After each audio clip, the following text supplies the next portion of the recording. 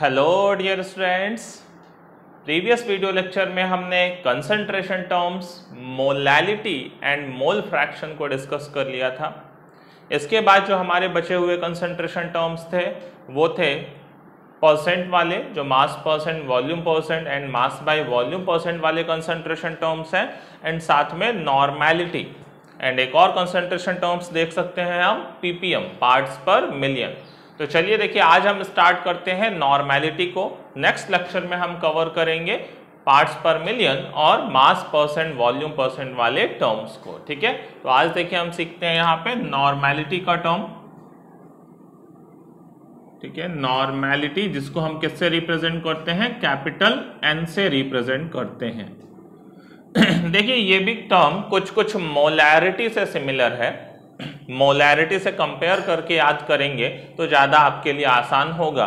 और molarity normality में एक डायरेक्ट रिलेशन भी है कि अगर किसी कंपाउंड की मोलैरिटी दी हुई है किसी सॉल्यूशन की, तो हम उसकी नॉर्मेलिटी तुरंत बता सकते हैं। तो वो डायरेक्ट रिलेशन भी देख लेंगे।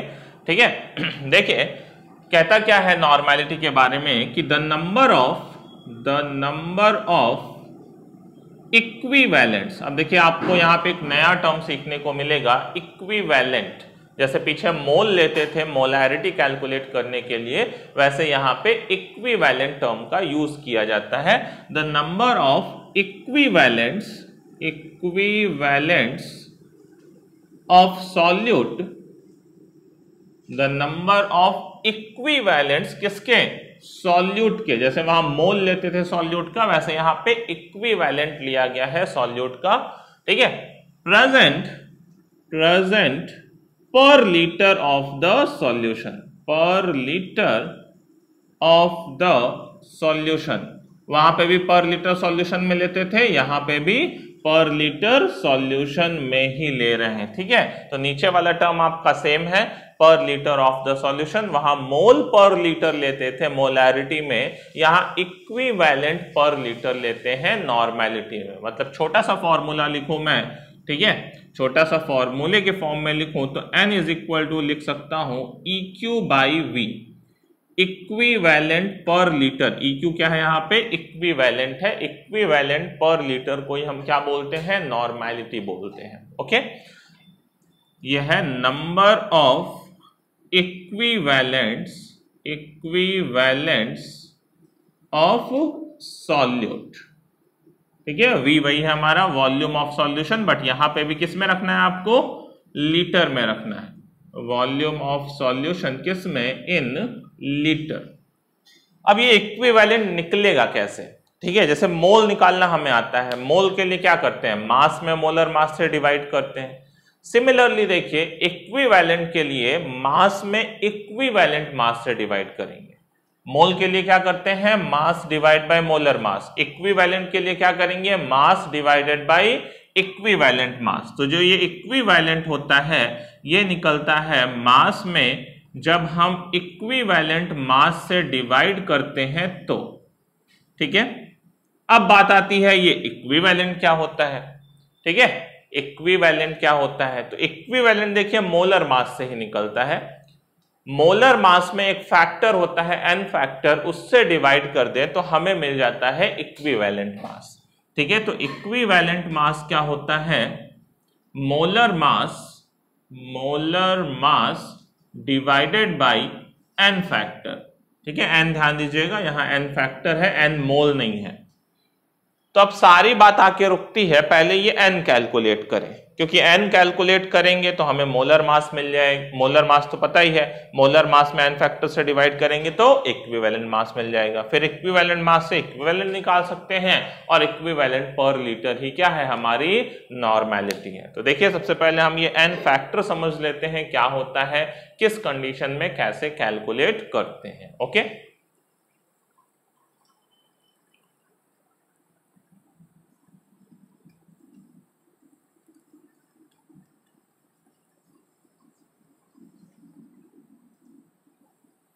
ठीक है, तो हम देखते हैं calculation of n factor. Calculation of n factor, देखिए 4 डिफरेंट कंडीशंस में n फैक्टर की वैल्यू निकाली जाती है। एसिड्स के लिए अलग, बेस के लिए अलग और सॉल्ट के लिए अलग एंड रेडॉक्स रिएक्शंस के लिए अलग। तो अभी हम यहाँ पे 3 कैटेगरी को देखेंगे, रेडॉक्स रिएक्शन वाली बात बाद में करेंगे, ठीक है। तो यहाँ पे एन फैक्टर की value for acids, for bases and for salt के लिए करेंगे। तो देखिए सबसे पहले फॉर एसिड्स, अगर मैं एसिड्स के लिए बात करूं, N factor is equal to its basicity, ठीक है। अब एसिड की बेसिसिटी क्या होती है? किसी भी एसिड की बेसिसिटी होती है वो जितने H+ रिलीज कर सकता है ना।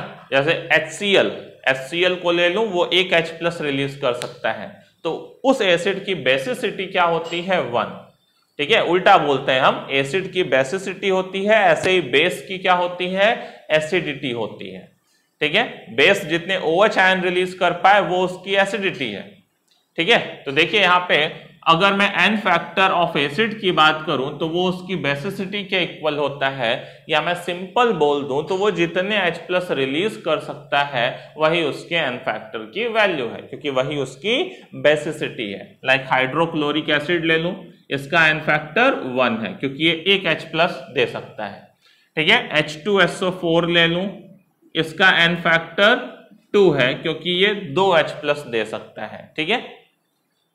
देखिए कुछ और इंपॉर्टेंट एसिड्स की बात करते हैं। यहां पे देखिए 3 एसिड्स मैं लिख रहा हूं, H3PO2, H3PO3 और H3PO4, ठीक है। ये 3 एसिड्स हैं जिनकी बेसिसिटी 3 नहीं है, ठीक है। सबकी बेसिसिटी 3 नहीं है, केवल नीचे वाली की। अब ये देख के मत समझिएगा कि 3 हाइड्रोजन लिखे हैं तो 3 के तीनों निकाल ही देगा भाई, वो एसिड पे डिपेंड करता है, उसके अंदर प्रेजेंट बॉन्ड की पोलैरिटी पे डिपेंड करता है, कौन सा बॉन्ड टूटेगा कौन सा बॉन्ड नहीं टूटेगा। तो ये जो ऊपर वाले दोनों एसिड हैं ये 3 के तीनों H+ अपना रिलीज नहीं करते हैं, ठीक है। ध्यान दीजिएगा, ये वाला जो होता है वो 1 H+ रिलीज करता है, ये वाला जो होता है वो 2 H+ रिलीज करता है, ये एसिड जो है वो 3 के तीनों H+ रिलीज करता है। इसकी बेसिसिटी, इस एसिड की बेसिसिटी 1 होती है, इसकी 2 होती है, इसकी 3 होती है।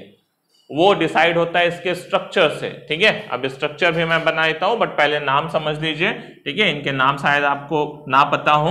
H3PO2 को बोलते हैं हाइपो फॉस्फोरस एसिड, ठीक है।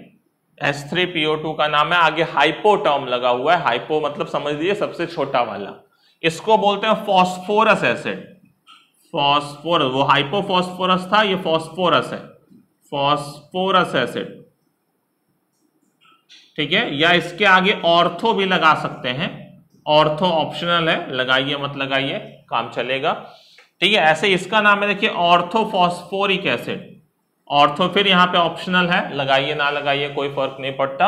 इसका नाम आप बोल सकते हैं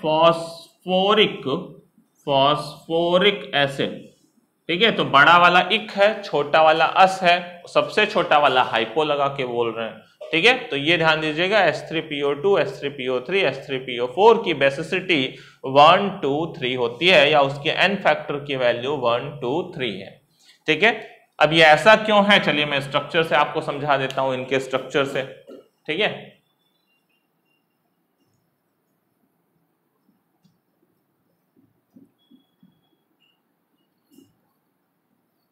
ध्यान दीजिए, अगर मैं फास्फोरस के इन एसिड्स की बात करूं तो एक कॉमन स्ट्रक्चर इनका ये है, ये इनका एक कॉमन स्ट्रक्चर है फास्फोरस के एसिड्स का, ये वाला जो स्ट्रक्चर है ये सब में प्रेजेंट है।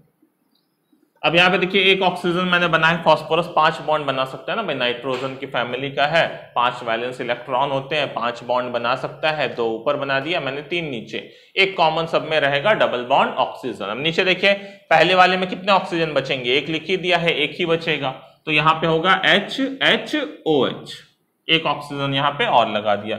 उसके नीचे वाले में 3 ऑक्सीजन है, एक लगा ही दिया है, 2 ऑक्सीजन बचे हैं, तो मतलब 2 OH रखने पड़ेंगे, ठीक है, एक ही H होगा।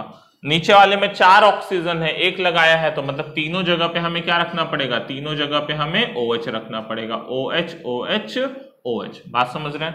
ये तीनों के स्ट्रक्चर हैं। अब देखिए यहां पे वही हाइड्रोजन निकल पाता है जो ऑक्सीजन से जुड़ा है, वो हाइड्रोजन यहां पे आयोनाइज नहीं होगा जो फास्फोरस से जुड़ा हुआ है। फास्फोरस और हाइड्रोजन के बॉन्ड की पोलैरिटी कम होती है, ऑक्सीजन हाइड्रोजन के बॉन्ड की पोलैरिटी ज्यादा होती है, पोलर बॉन्ड ज्यादा आसानी से टूटता है। यहां पे ऑक्सीजन हाइड्रोजन का बॉन्ड टूट सकता है और ये H+ रिमूव हो जाता है, ये वाले हाइड्रोजन यहां पे रिमूव नहीं होते हैं, ये वाला भी नहीं, ये वाला भी नहीं। दूसरे स्ट्रक्चर में देखिए यहां पे ये दोनों हाइड्रोजन ऑक्सीजन से जुड़े हैं, दोनों रिमूव हो सकते हैं, ये वाला नहीं। यहां पे तीन के तीनों रिमूव हो सकते हैं, तीनों ऑक्सीजन से जुड़े हैं। तो इसीलिए देखिए इस एसिड की एन फैक्टर की वैल्यू 1 है, ये एक ही H+ दे सकता है। इसके एन फैक्टर की वैल्यू 2 है, 2 H+ दे सकता है। इसके एन फैक्टर की वैल्यू 3 है, वो 3 H+ रिलीज कर सकता है। ओके, समझ रहे हैं बात को? क्लियर? तो ऐसे ये एसिड की जो बेसिसिटी होती है वही उसके एन फैक्टर की वैल्यू होती है। चलिए अब बेस के ऊपर चलते हैं, ठीक है।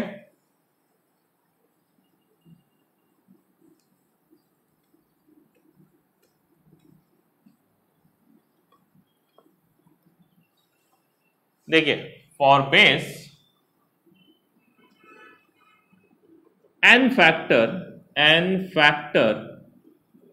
is equal to its acidity। अब बेस की एसिडिटी क्या है भाई? वो जितने OH आयन रिलीज कर सकता है। जैसे मैं बात करूं NaOH sodium hydroxide, KOH potassium hydroxide, ये एक OH आयन रिलीज कर सकते हैं, तो इनके एन फैक्टर की वैल्यू 1 है, एन फैक्टर की वैल्यू 1 है। मैग्नीशियम हाइड्रोक्साइड की बात करो 2 OH आयन रिलीज कर सकता है, एन फैक्टर की वैल्यू 2 है। मतलब इस बेस की एसिडिटी यहां पे देखो तो 1 था, यहां पे देखो तो 2 था, ठीक है। एल्यूमिनियम हाइड्रोक्साइड की बात करो 3 OH आयन रिलीज कर सकता है, तो एन फैक्टर की वैल्यू 3 है। तो बेस के लिए वो जितने OH आयन रिलीज कर सकता है वही उसकी एन फैक्टर की वैल्यू होती है। बात समझ रहे हैं? ठीक है। अब चलिए तीसरे कंडीशन पे चलते हैं। तीसरा कंडीशन सॉल्ट का लेते हैं, ठीक है। सॉल्ट के केस में देखिए क्या होता है। फॉर सॉल्ट्स, ठीक है, N factor is equal to total positive और निगेटिव चार्ज। टोटल क्या लेना है? या तो पॉजिटिव चार्ज ले लो या टोटल निगेटिव चार्ज ले लो। टोटल पॉजिटिव और negative charge present on cation और एनायन। भाई कैटायन के ऊपर पॉजिटिव होता है, एनायन के ऊपर निगेटिव होता है। ऑन कैटायन और एनायन आफ्टर आयोनाइजेशन, ठीक है। उस सॉल्ट को आयोनाइज कर लो और कैटायन के ऊपर या तो टोटल पॉजिटिव चार्ज देख लो या एनायन के ऊपर टोटल निगेटिव, आएगा इक्वल ही, क्योंकि भाई न्यूट्रल मॉलिक्यूल है, तो न्यूट्रल मॉलिक्यूल में जितने पॉजिटिव चार्ज होंगे उतने ही निगेटिव चार्ज होंगे, ठीक है। जैसे मैं बात करूं, देखिए यहां पे NaCl की सॉल्ट है एक, Na पे 1+ या Cl पे 1-। भाई इसको आयोनाइज करेंगे तो क्या बनेगा? Na पे 1+ या Cl पे 1-। तो यहाँ एन फैक्टर की वैल्यू 1 है, चाहे टोटल पॉजिटिव ले लो चाहे टोटल निगेटिव ले लो। मैं बात करूं मैग्नीशियम क्लोराइड की, MgCl2 की, आयोनाइज होगा तो क्या देगा? मैग्नीशियम पे 2+ या 2Cl पे माइनस। अब देखो टोटल पॉजिटिव 2 है, टोटल निगेटिव भी तो 2 है ना। 1 Cl पे 1-, 2 Cl पे 2-, तो एन फैक्टर की वैल्यू क्या हो गई? 2 आ गई। बात समझ में आ रही है? ठीक है। ऐसे मैं बात करूं, देखो कैल्शियम फॉस्फेट थोड़ा बड़ा ले लूं, Ca3PO4 का होल ट्वाइस, इसको मैं आयोनाइज करूं तो कैल्शियम पे 2+ आएगा, लेकिन ऐसे कैल्शियम कितने हैं? 3 कैल्शियम है, 3 मोल कैल्शियम पे 2+, या 2 मोल फॉस्फेट पे कितना आएगा? 2 मोल फॉस्फेट पे 3-। तो टोटल पॉजिटिव देखिए 6 पॉजिटिव हो जाएगा, 1 कैल्शियम पे 2+, 3 कैल्शियम पे 6+, या टोटल निगेटिव भी 6 हो जाएगा, ठीक है। तो एन फैक्टर की वैल्यू क्या है? यहाँ पे 6 है। बात समझ रहे हैं? ठीक है। ऐसे मैं नॉर्मल कंपाउंड ले लूं, फेरस सल्फेट FeSO4, तो क्या है Fe पे 2+ है और सल्फेट पे 2- है, तो यहां पे भी देखूं तो क्या होगा 2+ या 2-, एन फैक्टर की वैल्यू 2 होगी।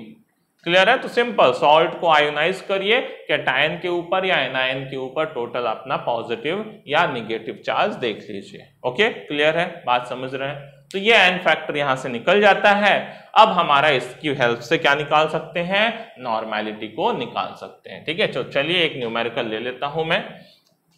ठीक है, नॉर्मेलिटी के ऊपर एक न्यूमेरिकल छोटा सा कर लेते हैं।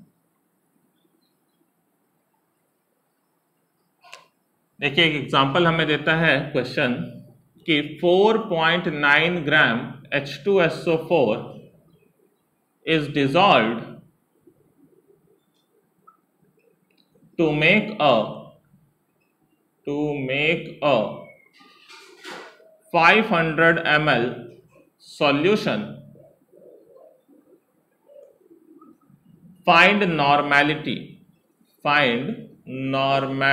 इसकी नॉर्मेलिटी बतानी है।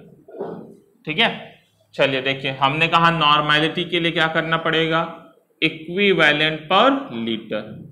अच्छा, इक्विवेलेंट के लिए क्या करना पड़ेगा, मास में इक्विवेलेंट मास से डिवाइड करना पड़ेगा। ठीक है, अच्छा equivalent mass of sulphuric acid का निकालना पड़ेगा। तो देखिए हमने कहा कि इक्विवेलेंट मास क्या है, मोलर मास में n फैक्टर से डिवाइड करना है। अच्छा, मोलर मास सल्फ्यूरिक एसिड का कितना होता है 98। भाई मोलर मास ऐड कर लीजिए, 2 + 32 + 64 98। और n फैक्टर की वैल्यू देखिए, हमने अभी अभी कहा कोई भी एसिड है तो n फैक्टर की वैल्यू उसकी बेसिसिटी के इक्वल, जितने H+ वो रिलीज कर सकता है, 2 H+ रिलीज कर सकता है। n फैक्टर की वैल्यू क्या है 2, कितना हो जाएगा 49। अगर कोई पूछे कि सल्फ्यूरिक एसिड का इक्विवेलेंट मास कितना है तो 49 है, मोलर मास में n फैक्टर से डिवाइड कर दिया। तो बस देखिए यहां रख दिया, इक्विवेलेंट की जगह mass divide by equivalent mass, mass कितना था 4.9, डिवाइड बाय इक्विवेलेंट मास कितना था 49, डिवाइड बाय वॉल्यूम किस में रखना था लीटर में, 500 डिवाइडेड बाय 1000 हो जाएगा। यहां से देखिए ये हो जाएगा 1/10 डिवाइडेड बाय 1/2 हो जाएगा, ये हो जाएगा 2/10, या बोलो तो ये सॉल्यूशन 0.2 मोल नॉर्मेलिटी का सॉल्यूशन है। क्लियर है, बात समझ रहे हैं। तो इस तरीके से हम इजीली नॉर्मेलिटी को कैलकुलेट कर सकते हैं, बस ये इक्विवेलेंट वाला टर्म क्लियर होना चाहिए। अदरवाइज अगर मोलैरिटी पता है तो भी हम देखिए नॉर्मेलिटी को निकाल सकते हैं। हमारे पास एक डायरेक्ट फॉर्मूला होता है। ठीक है, डायरेक्ट फॉर्मूला क्या है, normality is equal to n into molarity. ठीक है, अगर मैं रिलेशन की बात करूं, रिलेशन बिटवीन